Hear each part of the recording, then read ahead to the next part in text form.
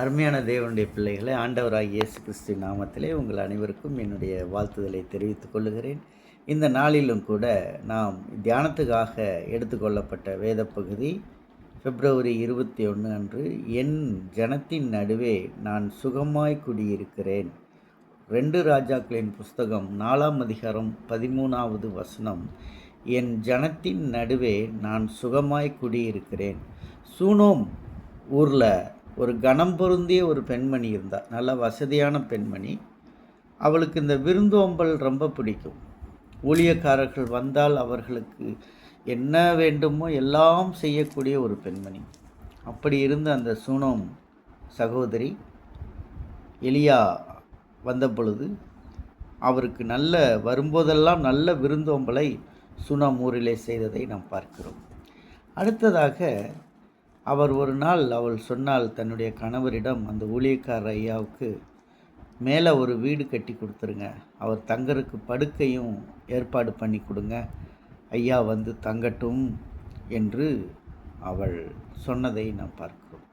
அந்த நேரத்தில் எலியா ஒரு கேள்வி கேட்குறார்.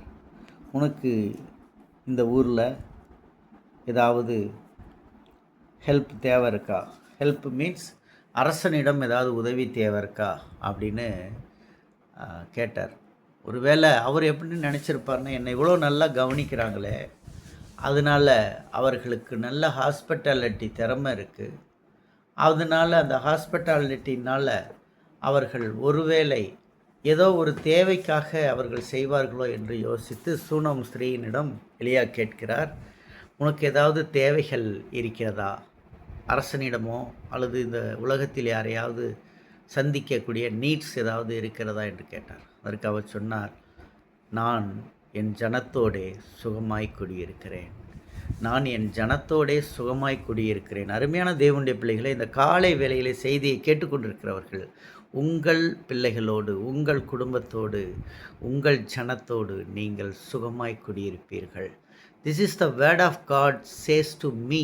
இன்னைக்கு காலையில் கர்த்தர் சொல்கிறாரு, சுகமாய் குடியிருக்க பண்ணுவார். உங்கள் ஜனத்தின் மத்தியிலே, இந்த ஜனத்தின் மத்தியிலே உங்களை சுகமாய் குடியிருக்க பண்ணுவார்.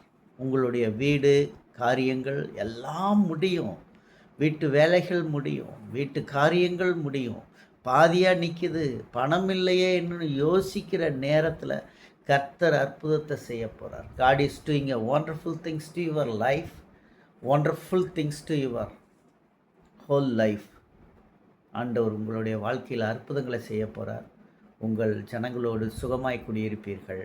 உங்களுடைய பிள்ளைகளும் நீங்களும், உங்களுடைய குடும்பத்தாரும், உங்கள் கணவர், பிள்ளைகள், மனைவியுமாக ஒற்றுமையாக நீங்கள் சுகமாய் குடியிருப்பீர்கள். இந்த காலை வேளையிலே தேவன் உங்களை ஆசீர்வதிப்பார். நான் என் ஜனத்தோடே சுகமாய் குடியிருப்பேன் என்ற வார்த்தை உங்களோடு தேவன் தேற்றுவாராக. God bless you. May God bless you in this morning. இந்த ஃபாஸ்டிங்கில் சந்தோஷமாக இருங்க, ஹாப்பியாக இருங்க. God bless you.